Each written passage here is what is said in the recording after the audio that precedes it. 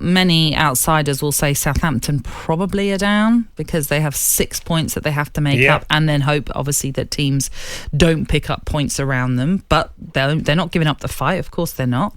They are bottom then, as I say, followed by Everton and Nottingham Forest. Huge game coming up at the City Ground tomorrow night, by the way, with Forest taking on Southampton. Everton head to Brighton tomorrow.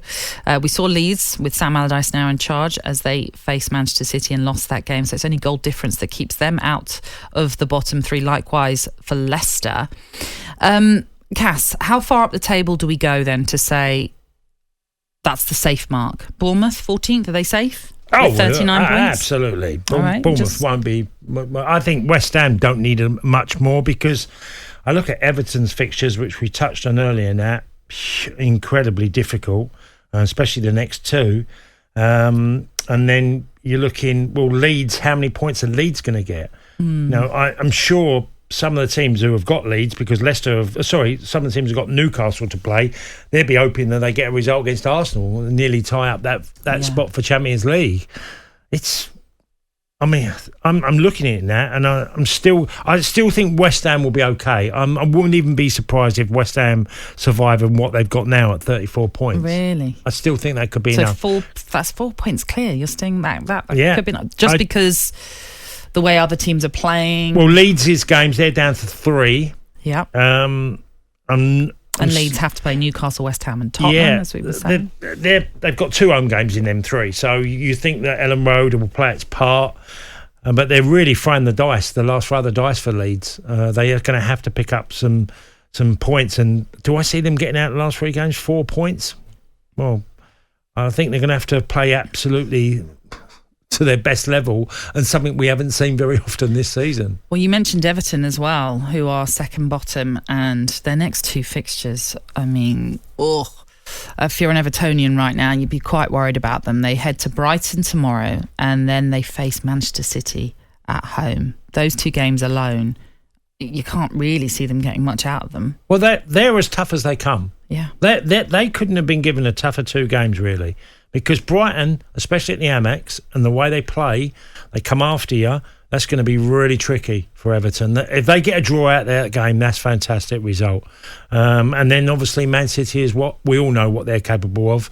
They'd be playing them a side that just don't even let you get a sniff of the ball. And teams, sometimes you have to produce a miracle result. Who can do that? I think Forest will beat Southampton at home, so it gives them another 3 points. Southampton have got Forest away and Fulham at home, which you'd like to think if they've any chance, they've basically got to get maximum points to have any chance of surviving. So it's a big tough act for. Relegation battle's been really intriguing this year. I think Leicester will probably get enough as well to stay up. It's a tough ask for some teams down there. That Forest-Southampton game is live tomorrow night on a game night on talkSPORT. It's going to be absolutely fascinating. You're saying they need to get maximum points, Southampton, over the next couple of games. So if they lose tomorrow... Oh, that would be it. That would be it for you. You can sign them to relegation. Yeah, I think other teams will pick up something, and I just can't see them doing it after that. I just think it'll be way too much of... Expect them to win literally 3 games, or maybe 7 points. I'd say it's a big maybe. They have to go to Forest with the intentions of winning the game, which in some ways might suit Forest, having a team come after them and try and press. I saw... But the best I've seen Southampton play all season was at Chelsea when they won. That's the best I've seen him play all season. So, well, they have. I mean, some of their performances actually haven't been that bad. They've got draws against Arsenal, Tottenham, Manchester United. You mentioned the victory over Chelsea. And when Ruben Selles took over, he won 2 of his first 3 games. But unfortunately, they're now winless in 9. I know Southampton fans, from what I've seen on social media, obviously unhappy about the whole situation, unhappy about the new ownership who had come in promising a complete change of direction, bringing in young players, building for the future, getting back to being that Southampton that had a wonderful academy and what they used to have, and it's just all backfired on them. Yeah, it has.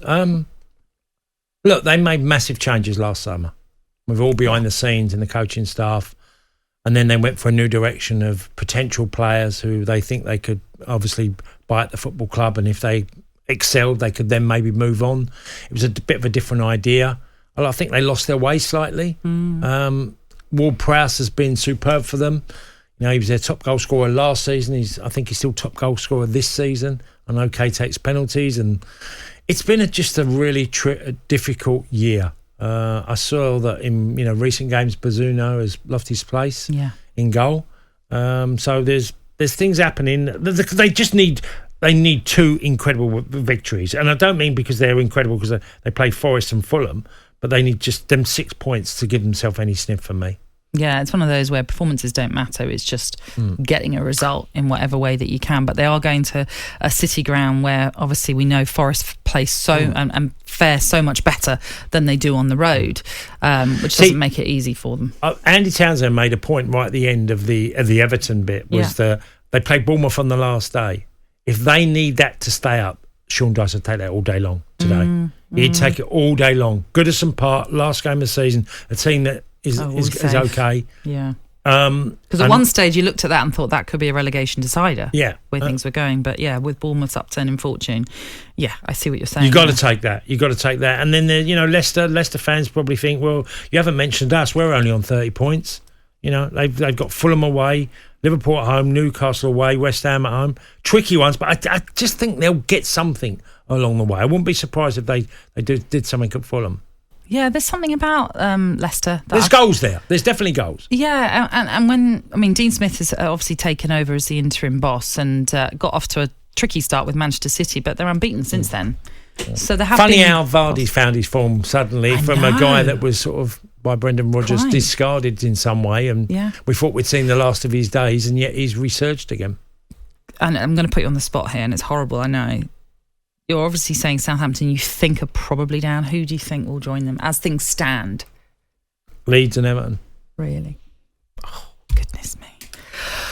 Oh, no, I wouldn't want to be a fan of any of these clubs involved in it. It's absolutely horrible. But still so much to play for, still so many points to play for as well. And as much as we're saying, look, it looks as though Southampton are doomed, they have 4 more games to play, and you just never know what could happen. This season has been balmy for results, so you just never know what could happen.